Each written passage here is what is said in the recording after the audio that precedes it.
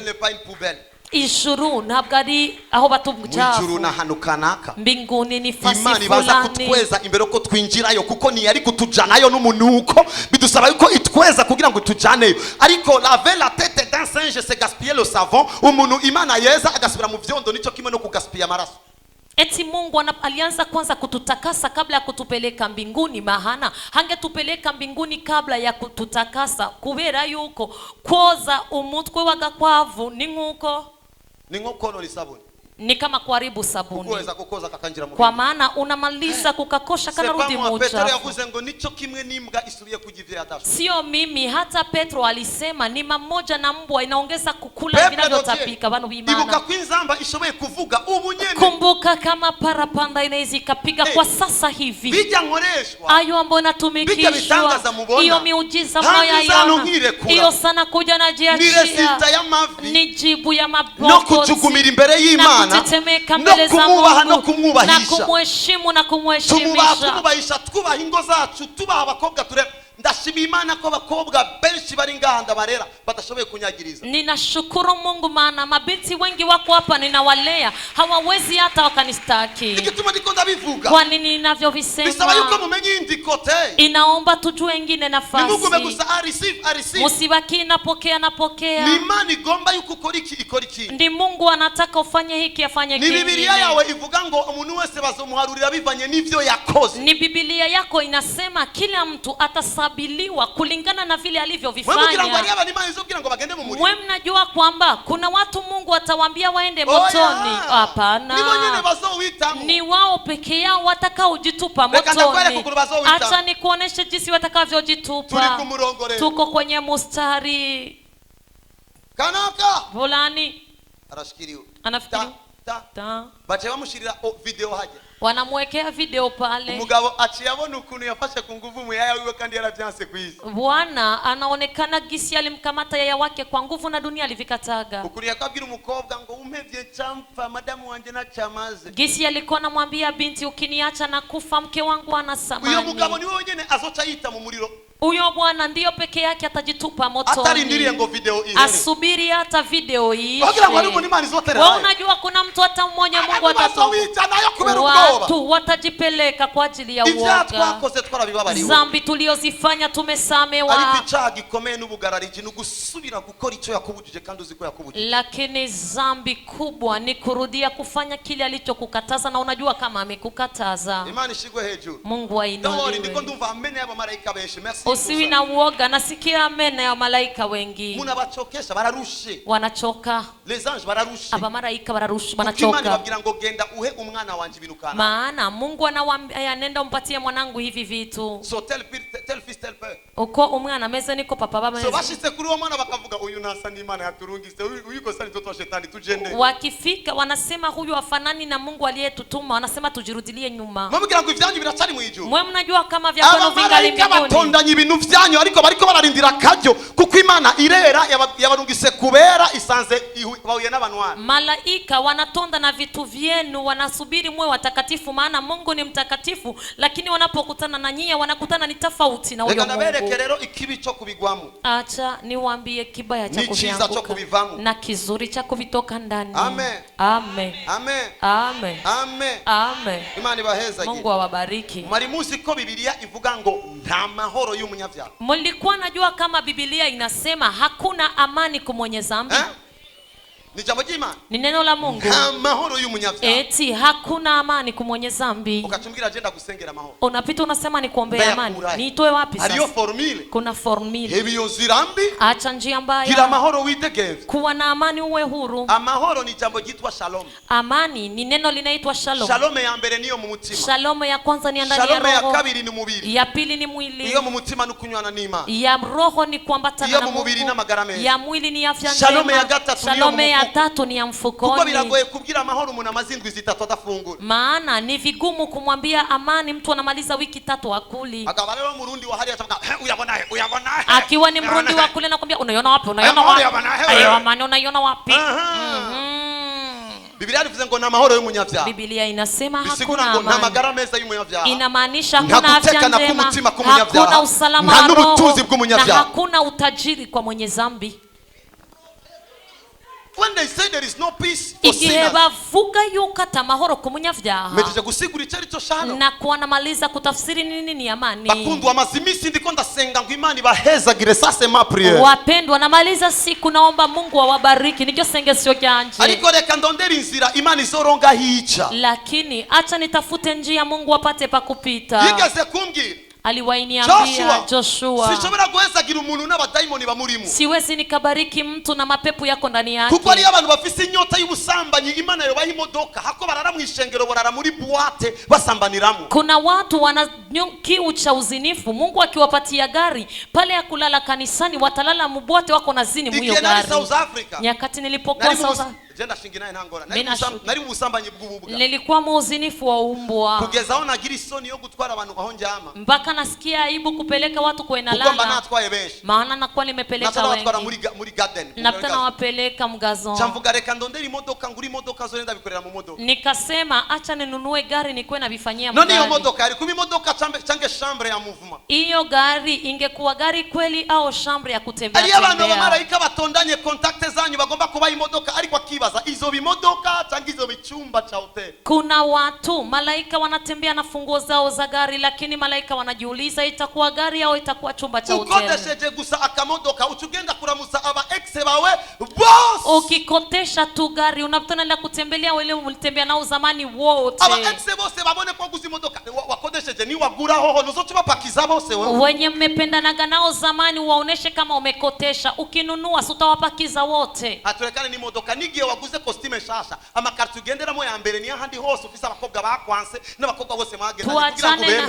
Tuachane na gari, hata ukinunua costume unaanza kutembea katika zile quartier pamoja ndani wanawake mlipendanaga zamani ili uweze kuwakubalisha. Imana yambwiye ngo uno musi ndakurungikanye message iza guhindura isi yose abantu bose bagukurikirana barahinduka. Mungu amenambia na kutumana message itabadilisha dunia nzima kila ambaye anayekufuata. Munyakire igihe ndiko ndabahezagira ariko munyakire igihe ndababwira ibiri mu mutima w'Imana kuko dumuvugishwa w'Imana sindi umuvugishwa wanyu, kuri mwebwe ndumukozi wanyu ariko ku Mana ndijwi giwe. Ni vyiza ko mvuga ivyo Imana igomba kuruta kuvuga ivyo mugomba. Nipokeeni nyakati na waambia vya Mungu anataka, lakini nipokeeni pia hata nyakati, kwa maana kwangu mimi niko sauti ya Mungu kati yangu na nyinyi.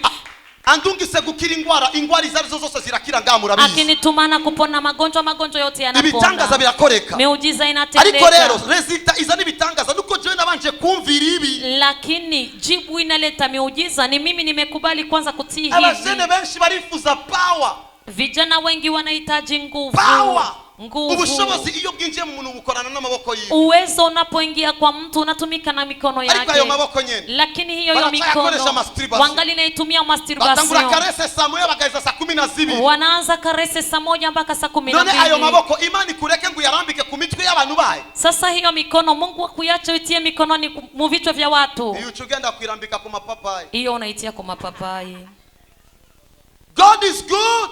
All the time. God is good. All the time. Mara tunamaze gushika muri VIP. Tumeshafika mu VIP. Ari aba expert batiranga shobora kwikora na 3h amucurindira ngo ugo rurimi ukiye mbere ya watu. Haleluya, na rurimi la mapepo. Kuna wa expert wa tirlanga anaweza katumikisha huyo ulimi saa 3 alafu anakuja mbele ya watu eti haleluya. Ukivuga haleluya unuka kamoto k'abakobwa babandi umazimisura urikura unaposema haleluya unanuka mabiti ya watu ambao wanamaliza siku na haribu. Imani igomba gukorana nawe. Mungu anataka tumika nasi. Ariko nous ne sommes pas disponibles. Lakini ntabwo twiteguye. Dieu veut la disponibilité de l'homme pour travailler avec lui. La puissance est là. L'onction est là. Le Dieu est là. Mais c'est toi qui n'es pas là. C'est toi que Dieu cherche aujourd'hui. L'onction est là. Ichi Imana riravuga. Sauti ya Mungu inasema. Nimtume nani?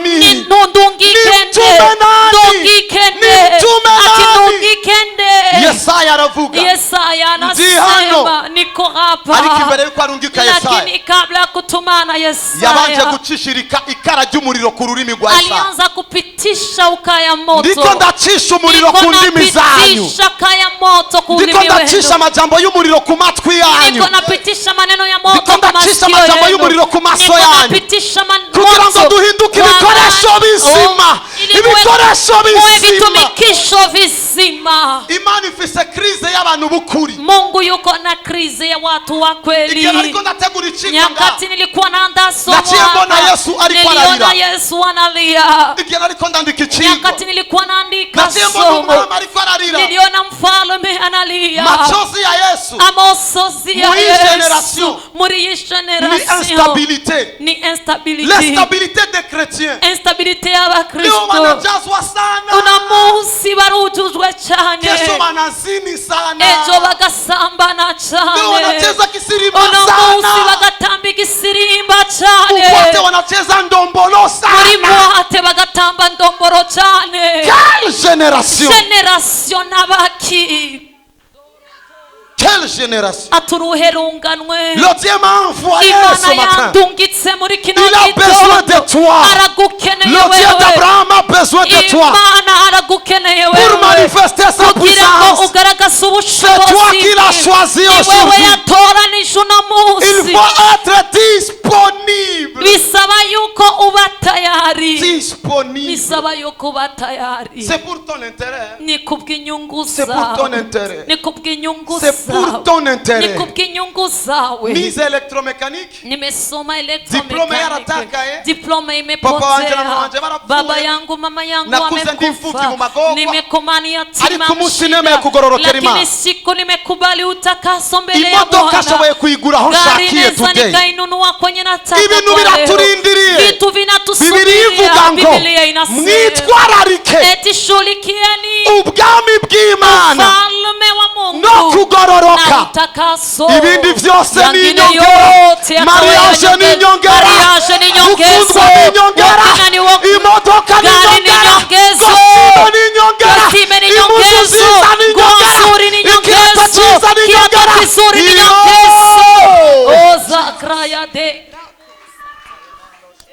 Taifa, ninde yarazi ko wakorerwa anniversaire nk'ije? Taifa, nani angejua kama ungefanyiwa Ninde anniversary yarazi kama ile? abapastori barenga batatu boza kuri anniversaire yawe? Nani angejua kama wachungaji zaidi ya 3 wangekuja? Jewe kwideplace nico kintu kigoye barabizi. Mimi kujideplace ndo kitu Kukunda kinanisumbua. kusenga umwanya mwingi. Maana napenda Ariko kuri kuomba. anniversaire Lakini kwa anniversary nilikuwepo. Kwa nini nimekuja? Ni kubera ko wagaragajishaka. Ni kwa sababu ulionekanisha Kuheba droge kandi abandi bibananira. Ukaacha droge na wengine vinawashinda. Sasa zile haikuwa nyongezo. Ile makado hazikuwa nyongezo. Mimi peke yangu Mungu ameniruhusu. Mungu ameniamuru kamata pesa umupe. Mungu ana watu wanataka kuoblige lakini kuwa mtakatifu mbele zake. Mabinti wanahitaji mandoa lakini wanazifanya mbele. Ambaye anaambatana na mzinifu wanakuwa mwili mmoja. Wewe unazini asubuhi saa 6 na jioni ukachushaka kimani guhezagira. Ni muzi ko imibiri yanyu ari ingoro ya mpemu yera. Kama miili yenu ni hekalu la Roho Mtakatifu. Don't you know that your body is the temple of the Holy Spirit? Muzi neza yuko imibiri yanyu ari ingoro ya mpemu yera. Nabwo muzi ko imibiri yanyu ari ingoro. Mu gihugu palais presidentiel niyo yambere niyo haje ubucafu basigirangi iyo palais ya mpemu yera. Ushize ko ubucafu bigenda gute? Katika nchi hekalu ile nyumba ya rais ndio ya kwanza, pakikuja hata uchafu wanapangusha rangi. Lakini wewe katika hiyo hekalu pakiwa uchafu unafanya nini? Wamewibuka yuko mbonye uwejeje kubona ijuru rigenda genda. Ukumbuke unaponiona tona mbingu inatembea tembea. Emera rero na ucuki ijuru rigenda genda. Kubali pia uwe mbingu inatembea tembea. Kuko tembea. niba bahita ijuru. Maana nafasi Mungu anaishi panapoitwa mbingu.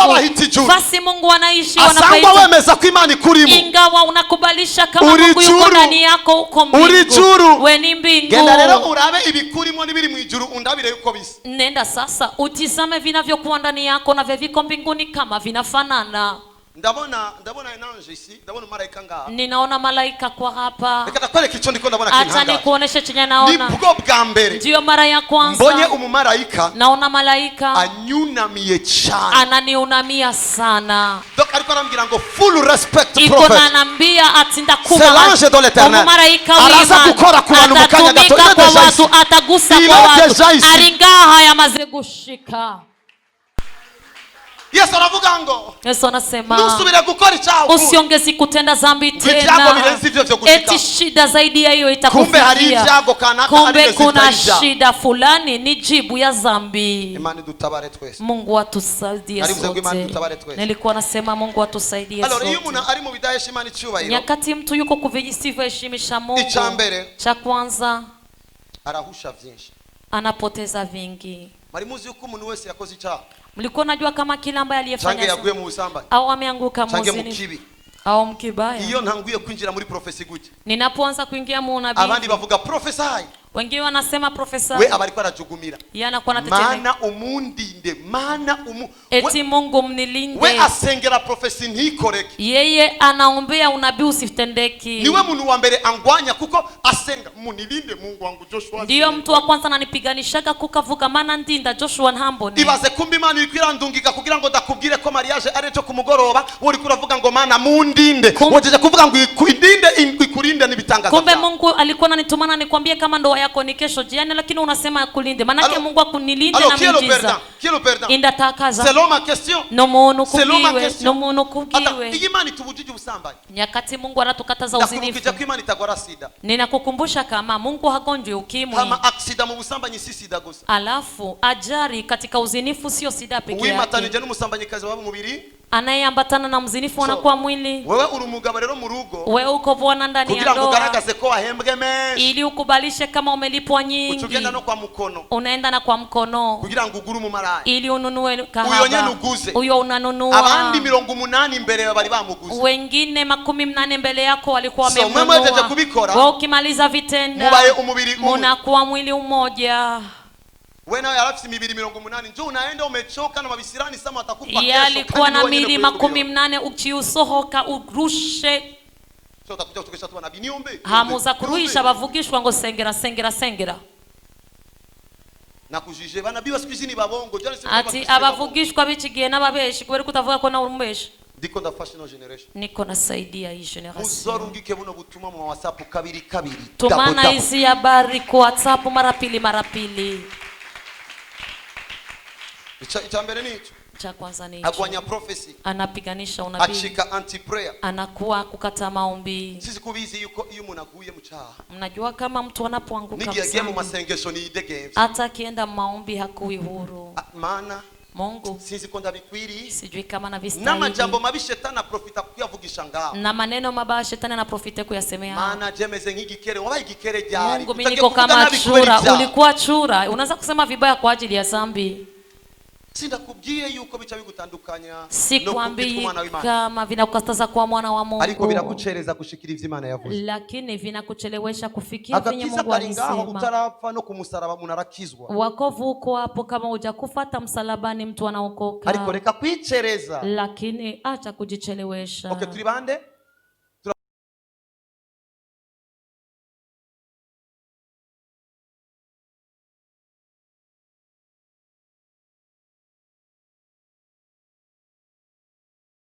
Ahandi bazobonera Imana bazondaba bamenye Imana uko imeze. Hakuna pengine wataonea Mungu, watanitizama waone kisi Mungu alivyo. Familia yawe izomenya ico Imana iri bakuravye wewe. Familia yako watajua chenye Mungu yuko wakikutizama wewe. Bizohera mu kugaragaza uko Imana yifata. Vitaisha mkuonekanisha kisi. Itaanzia kwa kuonesha kisi Mungu anakamata. Birangirire mu kuzura. Yamalizikie katika kufufua. Kuko utangiye kugaragaza ingeso z'ubumana utangura no gukora ibikorwa by'ubumana. Maana ukianza kuonekanisha tabia ya Mungu unaanza kutumika hata vya Mungu. Muri experience Vincent Hoya. Katika experience ambayo niko na Adela Arenga.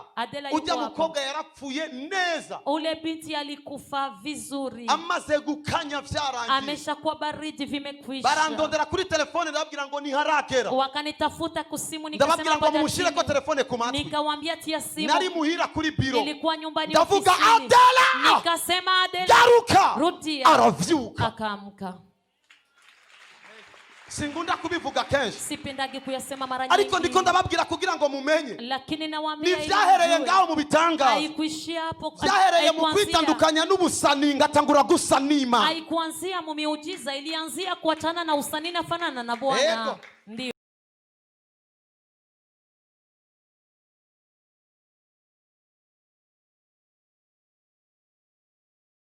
lakini ukikutana na vuta bangi utaongeza kuwa na confiance kwangu. Uzanze mvumbu ya gakobwa hano uzakungirira confiance wewe. Ukikutana nimevumbua kabinti utaongeza kuwa na confiance. Wewe utongirira confiance. Kama wewe hautonifanyia confiance. Kubera ko wambonye ndiko ndasoma nagura n'umukobwa. Maana uliniona na busu wa binti. Est-ce que wewe ungirira confiance? Wewe unaweza kuwa na confiance. None ugomba ko Imana ikugirira confiance wewe. Wewe unataka Mungu akufanyie confiance.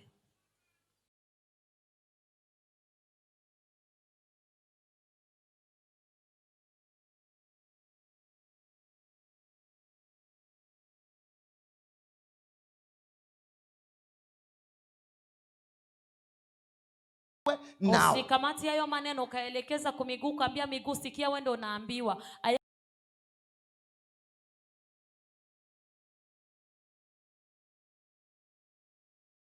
Turacari mu rugendo. Tungali msafari. Biblia ivuga ngo mwisuzume ni mwebwe mwiyisi.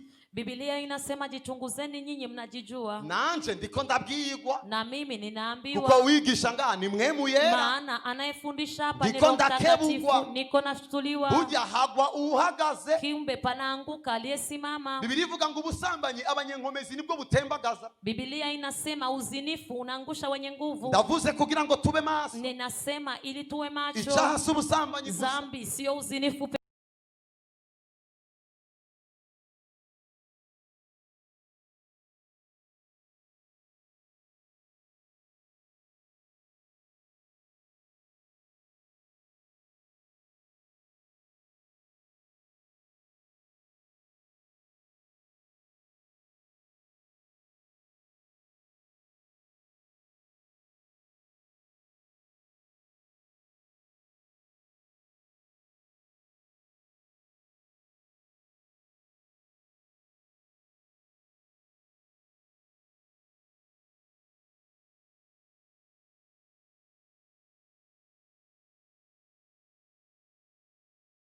Buzu mukobwa kurongorwa na kanaka ngo si ubwoko bwabo. Ndoa za walokole zinakataza binti kuolewa na fulani eti ya wako kabila moja. Abadaimoni. Abadaimoni. Ngizina rya Yesu ni daimoni. Pepo. Abadaimoni. Hizo pepo mbinguni hazina kiti, hazina kasonga bugali, hazina tamrago. Izo daimoni mwijuru nta ntebe na kirago na nagasonga bugali bifiteyo. Ndazi ko Imana iza kudufasha. Ninajua kama Mungu atatusaidia sote. Imana itubwira kugira ngo idukebure. Mungu anatuambia ili atutoe. Uno munsi n'umunsi wo gutabagwa kwa. Siku ya leo ni siku ya kusaidiwa kwetu. Ikindi bizana kuikeka. Kingine kinaleta makushakiana. Cyane kwicereza incereza itanga. Sana kujichelewesha. Biblia ivuga ngo Imana yacu ni yera tubabera. Biblia inasema Mungu wetu ni mtakatifu tuwe watakatifu. Alors nagomba ndabereka ikintu peut-être za kurangiriza. Ninataka niwaoneshe kitu naweza nikamalizia hiko. Ngira ngo prophecy kwa bantu bangahe. Ili niachie unabii kwa watu fulani. Imani bahezage. Mungu awabariki. Imani bahezage. Nilikuwa nasema Mungu awabariki. Imani bahezage. Nilikuwa nasema Mungu awabariki. There is a question. Hari ikibazo. Imana yambajije. Mungu ameniuliza. Ambira ngo baza abantu. Akanambia niulize watu. When you pray. Igihe uri kurasenga. What is your motivation? Ni giki kigusunikira gusenga. When you pray. Igihe uri kurasenga. What is your motivation? Ni giki kigusunikira gusenga. If you pray to get money. Igihe uri kurasenga uranga amafaranga. When you have money you will leave God. Igihe ufisa amafaranga ugatuta Imana. If you pray to have marriage. Igihe usenze uronke mariage. After your marriage you will never come back in the church. Inyuma ya mariage yawe nusubira no kuza mu rusengero. Nico gituma abakobwa benshi babaririmbye bo mu ishengero z'abaporoti ubaheruka kuririmbira Imana bataragira mariage bagize mariage icisho ryabaye icyo. Ndio maana mabinti wengi wa walokole waimbaji wakimaliza kufanya ndoa ndicho ni hilo hawaongezi tena kurudi kwenye waragize neza kugaruka Aroni haja narakuraba wari gusiba kabiri nari kugufukamisha indwi zitatu kuko ndi papa wao. Ulifanyaga vizuri Aroni kurudi kwenye kwaya maana ungeshinda mara tatu ningekupigisha magoti maana niko baba yako. Kuko nimba motivation y'umuntu ari mariage. Kwa maana kama motivation ya mtu ni ndoa. Kama hajafanya ndoa ame. Na midomo kutia pembeni after marriage. Nimi ugashira ku ruhande nyuma ya mariage uonekani tena. Imani irabajije what is your motivation? Mungu anauliza motivation yako ni nini? Uri kuraza mu ishengero what is your motivation? Ukija kanisani motivation ni nini? Motivation yacu yo tuje kuma. Ikidusu ni kigihe cyose tuje kuma. Tuje kurondera ubusabane niyo mpano. Kutafuta uambatano na Mungu. Tuje kurondera ubutunzi kuko tumaze gutunga Imana turatunza isi. Atukuji tafuta utajiri maana tukimaliza kuwa na Mungu tuko na utajiri wa dunia. Imani dufashe. Mungu atusaidie. dufashe. Mungu atusaidie. Hariyo n'abantu batazamu ishengero kubera gukizwa akubita igico ku gakobwa akavuga ngo kuna watu hawakuji hata kanisani juu ya ukoki. Anakuja kutinga tu kabindi. Hariyo umugabo umwe nigeze kubabwiye. Kuna bwana mmoja nimewahi kuambia. Aturuka mwisingo abakobwa babakizwa nibo bito. Anatoka duniani eti walokole ndo wakole. Akacha kutafuta umoja. Akaja kanisani akajifanya mlokole. Amen. Amen. Achagira mariage n'umukobwa umukizwa. Akafunga ndoa na mke bageze muhira. Walipofika nyumbani. Uwo mugabo achasokorera icupa gikiyeri musine. Uyo bwana akatoa kiyeri chini ya kiti. Arambira umviriza je naje kurondera umukizwa. Akasema mimi nimekuja tafuta mlokole. Naje kuhisha na birebire. Hakuna vya kufujikana. Wewe bimenye kuvuno munsi. Wewe ujue toka leo. Acharanywa. Akanywa. Umukobwa aratwenga. Mke akacheka. Atavuga ngo menye neza uko Imana idahemuka. Eti najua vizuri kama Mungu kweli yako. Ubisanzwe nanje. Kikweli na mimi. Achasohora itabe nanje nari umumaraya. Nari naje kurondera umugabo umukizwa so twahuri hari. Kutafuta bwana mlokole tulikutania huko. Imana nigira erreur. Mungu afanye. Dieu ne fait jamais une erreur. Mungu akosee hata kidogo. Dieu ne fait jamais une erreur. Ndaheza ubuzima bwangu. Ninabariki maisha yenu. So hari ikintu kimwe. Kuna kitu kimoja. Ngomba kurangirizako. Nataka nimalizie ko. Kugira ubushobozi. Kukuwa na uwezo. Ni kimwe. Ni kimoja. Kugumya ubushobozi. Kubaki na uwezo. Ni kingine. Sindi muvugishwa komeye kubera ko ngize ngwara. Siko nabii mkubwa maana naponya magonjwa. Sindi muvugishwa komeye kubera ko ndakuraba ngakubwira makuru yawe. Siko nabii mkubwa maana nakutizama na Sindi muvugishwa komeye kubera ko mugurura ibimuvu. Siko nabii mkubwa maana nafungua. Kuko nigiye wagenda kubafumu wahuye n'umufumu aguhishurira ibyawe. Maana hata nyakati ulienda kuwafumu ulikutana na mfumu akakufunulia vyako. Salomo niyo yambwiye ujya Salomo n'umuhungu wacu yari umufumu. Salomo ndo aliniambia utuma ndambwira ibitangaza bya Yesu ambwira ngo Yesu akora iki ngo nanje nigeze gukiza umuntu agwaye inyonzo ndumufumu. Nilimwambia miujiza Yesu akanambia na mimi nimewahi kutibu mtu nyonzo niko mfumu. Bisigura ngo ivyo sivyo bigaragaza gusa ubukuru bw'Imana. Inamaanisha sio hayo yanaonekana. Ubukuru bw'Imana ukuwa Mungu bugaragara ku mugabo yari mboregwa atanguye kuboregwa mpemu yera kabradi. Inaonekana kwa wale vyananza kulewa Roho Mtakatifu uko n'ubushobozi bw'Imana. Ubukuru bw'Imana ukuwa Mungu. Uboneka ku mukobwa yari yitwa uwananiranye akaba ari we sigaye yari citegererezo. Mwaba murakaba nkakanaka, mwaba murakaba nkakanaka. Ubwo nibwo bukuru bwa Jehova. Inaonekana hivyo kukuwa Jehova. Kuko bino ndiko ndakora. Maana haya ambayo unayafanya. Nafise ibi ndiko ndabigisha. Kama sina haya ambayo unayawafundisha. Nibishobora gutena igihe kireke. Haiwezi yakakamata muda mrefu. Nipane mfano. Mu gice c'10 cy'igitabo cha Matayo. Katika sura 10 kitabu cha Matayo Yesu arungika intumwa. Akatuma mitume. Aziha ubushobozi. Akawapa uwezo wa kuponya magonjwa, kufukuza mapepo na kufufua wafu. Uliposhuka karibu usanga unakuta ubushobozi na Yuda yarari.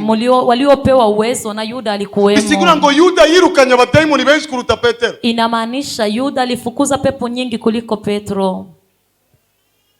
Ariko kubera ko Yuda atari bwabohoke character. Lakini maana Yuda alikuwa hajafunguka character. Asanga hanu yirukanye daimoni yo kwiyahura kumbe yamwimukiyemo. Akakutana alifukuza pepo ya kujiua kumbe ilimuhamia eko. Kuko muri Bibiliya ni bari banditse ko Yuda zo kwiyahura bavuze gusa ko Yuda zo gurisha Yesu ari byo kwiyahura ni byari byanditswe. Mu Bibiliya walikuwa wakuandika kama Yuda atajiua.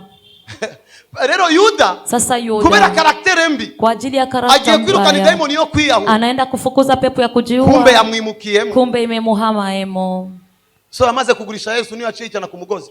Utagize karaktere uja kwirukana daimoni yako zisohoka zikimukira muri wowe. Kama haukwina karakter pale ya kufukuza mapepo zinahamia kwako. Wewe uzi abantu bagusengeye mu nyuma ugaruse baragusaba gusambana. Wewe haujui watu uliombeaga nyuma ukirudi wakakuomba kuzini. Yirukanya daimoni zimwimukiramo kuko zabonye umuryango daimoni zirakunda intebe. Alifukuza pepo zikamuhamia eko zilipata na kiti. Mutabaye maso muri zo karakter chrétienne ndiko ndavuga nga. Kama hamukui macho katika karakter ya Kikristo. Kuvuga ubutumwa ni kimwe. Kuhubiri ni kimoja. Nikiraro kigufasha kuja muri vile ukagisiga kunda hangu. Na kilalo kinakusaidia kwenda mvile unakiacha ndahangu. Na pancarte ikwereka muri presidence ukinjira ukisiga ku muryango kandi kazofita ninjira muri presidence ho injiyo kandi ne hakwere. Na pancarte inakusaidia kumkonesha kwenye piko presidence lakini yo haingii na ikakufa haijaingia kabisa. Amiyomani dakora erere niyo bishikira ikicuza ngo ndicuza igituma naremye umuntu. Alafu huyo Mungu ambaye afanyagi makosa ndiye anajuta eti najuta kwa nini nimeumba mwanadamu. Iyo mana niyo yicujije gutora Saul. Huyo Mungu ndiye alijuta kumchagua Hariyo abantu Imana iri kwiricuza kuna watu Mungu kubw'amavuta yabahaye, kwa ajili ya mafuta aliwapa. ngo kubera iki yabahaye?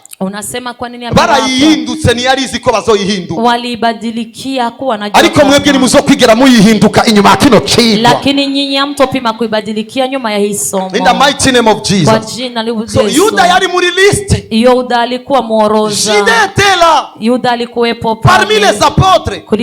Il a chassé les démons comme les autres. Yarirukanya abadayimoni nk'abandi. Mais les démons zaciye zimwimukiramo. Lakini mapepo yalimuhamia. Iyo ndiko ndabigisha bino bintu. Nyakati na wafundisha haya. Ni kugira ngo ube maso. Ili uwe macho. Jemfisaba abana kanaka. Mimi niko na watoto fulani. Bagiye kwirukana daimoni finalement bacabagira abadaimoni benshi kurusha. Walienda kufukuza mapepo mwisho wakawa na mapepo mengi zaidi. Kubera character. Kwa ajili ya karakter. Daimoni mugusohoka. Pepo mkutoka. Ibanza guca ku muntu ariko arayirukana kugira ngo irabu wiko arayikura ngaho. Inaanza pita kwa mtu ambaye yuko naifukuza ili ajue mtu mwanamtoa ni nani. Isanze ni heza kuruta hambe. Akikutana ni pazuri kuliko kwa kwanza. Anasema afadhali kwa hapa. So sinagize deliverance ya your sister nga. Sikufanya deliverance ya dada wako. Ni wabonye ko twafashe umwanya umengo ni komba. Uliona kama tulikamata muda utasema ni komba. Ni wabonye ko yari kwiranyataka. Uliona kama alikuwa ananipiganisha. Haje yari kwirarondera ukunyicaramo. Pale alikuwa anatizama gisi ataniingia ndani. Kuko daimoni kunda kwicara mu bantu. Maana pepo inapenda kuingia. So many people now. Abantu benshi ubu. Ni wazi nao babohewe. Hawajui hata walipofungiwa. Ndasavye Imana imbabarire. Ninaomba Mungu anisamehe. Ibabarire n'ishengero. Isamee na kanisa. Ihezagire abo yahamagaye bose. Ibariki walioitwa wote. Ariko imyaka ya 91. Lakini miaka 91. Ahantu hambere hari ivyumba vyinshi vy'amasengesho ni mu Kamenge. Fasi ya kwanza palikuwa vyumba vya maombi ni Kamenge. Gendugire enquete ya babandi basengeye abandi uzombwira ivyo amakuru uzokurikiza. Kafanye enquete ya wale waliombeaga wengine utajua habari za kufuata. Gusengera abantu ni kimwe. Kuombea watu ni kimoja. Kugumya mafuta ni kindi. Kubakiza mafuta. Garder l'onction ça demande une caractère. Kumaza mafuta inaomba karakter. Être béni c'est une chose, garder la bénédiction c'est une autre chose. Kugumya umuhezagiro ni kindi. C'est comme ça aussi, être sauvé c'est une chose. Mais garder le salut c'est une autre chose. Ukizwa ni kimwe ariko kugumiza gakiza ni kindi kintu. Alors je pense que muriko murana aho. Ninaamini kama mnanielewa. Ndashiko benshi mutanga kumbe dadi yigishira. Iyi si parti no nyigisho zanje. Iyi ni parti nyayo nubaha y'inyigisho nigisha. Iyi ndio parti ambayo ninaheshimu ya mafundisho nayo. Iyo mejeje kubwira abantu ivy'Imana igiye kubakorera mfise devoir yo kubabwira icyo Imana bagomba ko kugira ngo twinjire mu isezerano hama mubone ibiza kukurikira ngaho. Nikimaliza kuambia watu kile ambacho Mungu atawatendea na tena wafundisha gisi watakavyoviingia ili muone vitakaofuata. Haja magara buri munsi mwakira amafaranga. Nikisimama na mutegerezwa kuyakira ndabizi. Munapashwa zipokea najua. Ariko uko mbayeho. Lakini gisi navyoishi. Ndazi cari cisezerano. Ninajua nini. Inyuma yaha mucamwe muraza kuraba abantu baza kwemerera Imana ko bazogendera muri uyu muco yuko ibitangaza bitaza kuba gihuti kuko tuba tuvuye mu mapromesse twinjiye mu masezerano. Ivyo wadusavye turavyemeye na akavuga ngo ivyo nabasezeraniye ndabibakore. Eti vile ambavyo ulituomba tunavikubali na mimi naye anasema vile ambavyo nimewaidia nawe hapa. Renova. Subiri usomere 26:2. Yesaya ndangirize ngaho. Nisomeye Yesaya 26. Abantu benshi muri mwebwe mugiye kwinjira mu vyanyu after today. Watu wengi hapa mnaenda kuingia mu vyeno. You understand what I'm talking about? Muriko murumva ico ndiko ndavuga? Ayo muriko murakira ino message positivement. Muko mnapokea hii message kikweli. Muriko murayakira. Munaipokea. Do you receive this message? Muriko murakira ino message. Uwayakiriye wese Imana mwiyereke doublement. Anayoipokea yote Mungu amuonekanie. Oh Saint-Esprit, merci. Haravuga ngo nimwugurure amarembo. Nimwugurure amarembo. Kugira ngo ihanga rigororoka rikitondera ivy'ukuri rishike. Niriye hanga jinjira. Imani itegeka amarembo ko yugurika kubw'abandi. Mungu anaamuru milango ifungulikwe kajili ya wanani. Naho yakubwiye ibintu hari igihugu ugomba kwinjiramo kugira ngo ucinjiremo hinjira ihanga gitondera ivyo kugororoka ni hanga rivuga ukuri. Hata kama alikwambia vitu panaingia taifa ambalo lina shughulikia utakaso na linasema kweli. Merci Saint-Esprit. Urakoze mhemu yera. Merci Jésus. Urakoze Yesu. Merci pour cette opportunité que tu me donnes ce matin. Merci pour ton église. Urakoze kubw'urusengero rwawe. Wadukunze cyane. Umetupenda zaidi. Kugira ngo tubwire ibintu nk'ibi. Ili tufanye vitu kama hivi. Kugira ngo tubwirwe ibintu nk'ibi. Ili tuambiliwe mambo kama na haya. Uru n'urukundo rwawe twongeye kubona. Uyu ni upendo wako tunaongeza kuona. Nciye bugufi ng'umwungere. Ninashuka kama vile mchungaji. Unyemerere wumve ukurira kwanje. Nikubalie usikie kulia kwangu. Niwemere yuko umuntu numwe mubo wampaye aza gukomereka. Usikubali hata mtu mmoja wale ulinipa taumia. Bose baba barigwe. Wote wasamehewe.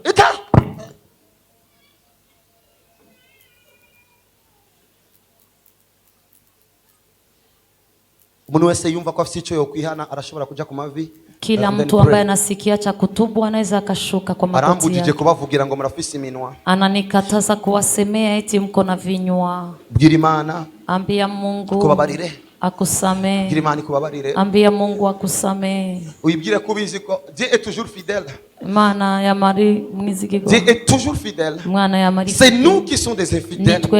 Mais c'est par sa fidélité qu'il nous pardonne. Ariko ni guca muri fidelite yiwe tubabarire. Que mon Dieu te pardonne. Imana yanjye kubabarire. Que mon Dieu te pardonne. Imana yanjye kubabarire. Que Dieu oublie tes iniquités. Imana ibabarire ibyaha byawe. Que Dieu oublie tes iniquités. Imana ibabarire ibyaha byawe. Que Dieu te pardonne ce matin. Imana ikubabarire kino gitondo. Que ce matin soit un matin spécial pour kino toi. Gitondo kibi gitondo kidasanzwe. Que le Dieu d'Abraham se manifeste comme le Dieu le Tout-Puissant encore une fois. Imana ya Abraham igaragare nk'Imana y'ubushobozi. Il est le Dieu d'amour, il est le Dieu de Imana pitié. y'urukundo, ni Imana y'imbabazi. Il est le roi des gloires. N'umwami w'icyubahiro. Abakobwa muyisaba imbabazi. Mabinti mjombe Aho umsamaha. mwasambanye mu mafiançailles. Kwenye mezini mafiançailles. Abahungu muyisaba imbabazi. Wanaume msawombe msamaha. Mwibwire ngo ndatahuye. Ambia nimeelewa. Ni jewe nacereje ivyanje. Ni mimi nimechelewesha vyangu. Et pitié de moi Seigneur. Mbabarira mwami. Et pitié de moi Seigneur. Mbabarira mwami. Et pitié de moi Seigneur. Mbabarira mwami. Et pitié de moi Seigneur. Mbabarira mwami. Pardonnez-moi mon roi. Mbabarira mwami wangu. Et pitié de nous tous Seigneur. Nous avons péché contre toi Seigneur. Forgive us Jehovah. We sin against you Jehovah. Et pitié de nous Papa. Et pitié de nous Papa. Et pitié de nous Papa. Et pitié de nous Papa. Et pitié de nous Papa. Nous avons péché contre toi. Nous avons péché contre toi Seigneur. Uko mtakatifu tena mtakatifu. Uko mtakatifu tena zaidi. Turizera kwera kwawe. Nous croyons à toi Seigneur. Turakwizera Mwana. Tugirira imbabazi Data. Turizera imbabazi zawe. Nous croyons à la grâce Seigneur. Que la grâce opère en notre faveur. Pardonnez-nous Seigneur. Pardonnez nos offenses Papa. Pardonnez nos offenses Papa. Mambra di kosibraha. Kila mtu ambaye anaomba msamaha ambie Mungu anasamehe aliyemtendea dhambi. Maana kama usamehe hausamehe ni ahadi. Ni agano. Wewe unataka huyo mtu unakumbuka alikukasirisha, msamehe. Msamehe. Masibra kiprika prikiti kipri pra prepiki kriko sibra ape kibria kaprikiti kipriki libraya priaya kibraya pibraika libradi pra di sabradika kadisubra pri bro priki bragaga gigi bra abrigi disumbra gadidi gisimanga gakosh yo bagababosi magababosi alabeki abadosa regegege singa ragadidi gusa magadinga leimbraga breimanga badigu dagadigusa manga mengogasi. Le ciel n'est pas en poubelle, nous le savons Seigneur. Rabido zaga. Nicho gituma dukwiye kumwanda kugira ngo twinjire mu ngoro yawe. Ndio maana ulitutoa uchafu ili tuingie mu ngoro. Nicho gituma buri munsi utweza. Ndio maana kila siku kugira ngo dutegurire wa munsi. Ili utuandalie siku. Tunakusubiria Yesu. Tunakusubiri na bidii. Kiki prakatiki pra antikiki. Limbra ambia praige bantia. Manga menganga ngengo singa. Ngringo ngango ngengo sama. Hey. Ibabarira zino ngo ziriko zirasambuka kubera icaha bugururiye. Samehe izi ndoa ziko zinabomoka kwa ajili ya dhambi waliofungulia. Babarira kino gihugu ciza. Samehe nchi nzuri. Nugiyagurire ko ukugabitanya kwacu. Usikisabie kwa makosa yake. Babarira mwami amakartier yacu. Samehe mfalme kartier zetu. Tabari gihugu mwami. Saidia nchi mfalme. Ijuri twagiriza ryose riceceke. Ijwi ryawe rituvugire Mana. Sauti yako itusemeye Bwana. Ijwi ryawe rituvugire. Sauti yako itusemeye. Ijwi rya Abeli riceceke. Sauti ya Abeli nyamaze. Ijwi rya Yesu rituvugire. Sauti ya Yesu itusemeye. Tabara makartier yacu Mana. Saidia makartier yetu yarakozwe mu byaha byinshi. Ilifanywe mu mazambi. Amakartier yacu Mana. Makartier yarabonetsemo amaraso. Turakwingize ngo amaraso ya Kristo. Damu ya Kristo. Atweze. Atutakase. Ayo maraso yeze Bujumbura. Ayo maraso yeze Rumonge. Ayo maraso yeze Gitega. Ayo maraso yawe yeze Ngozi. Ayo maraso yawe yeze damu yako cy'ibitoki, itakase ayo maraso cy'ibitoki, yawe yeze iyo Ruyigi, damu itakase yeze Ruyigi, Muyinga, yeze Muyinga, Makamba, Makamba, Poche. intara zose z'igihugu, Mitaa yote ya ayo nchi. maraso yeze Afrika iyo Seigneur, damu itakase Afrika, yeze Kongo, Kongo, yeze Tanzania, Tanzania. amaraso yawe yeze n'u Damu Rwanda, yako itakase amaraso yawe Rwanda. yeze Afrika damu yako Seigneur, itakase Afrika amaraso yawe Bwana, yeze isi, damu yako kugira ngo itakase amatwi dunia, atuzibire ibyiza, ile sauti yanatuzuilia acecekeshwe mazuri, n'amaraso ya Kristo. anyamazishwe na Nous damu ya croyons à Kristo. toi Seigneur, Turakwizera, nous croyons à ta puissance turayizera Papa, ubushobozi aie bwawe pitié de Papa, nous Seigneur, tubabarire nous prions Mwami, pour notre pays, turasenze nous prions kubw'igihugu pour cyacu, l'église Seigneur, turasenze tubabarire urwango, tusame tubabarire urusaku, tusame tubabarire usutwa, ubusambanyi, tusame tubabarire uzinifu, ubwicanyi, tusame tubabarire uwiwazi, ukwihorana, tusame imbabazi msamaha zawe. wako Bwana.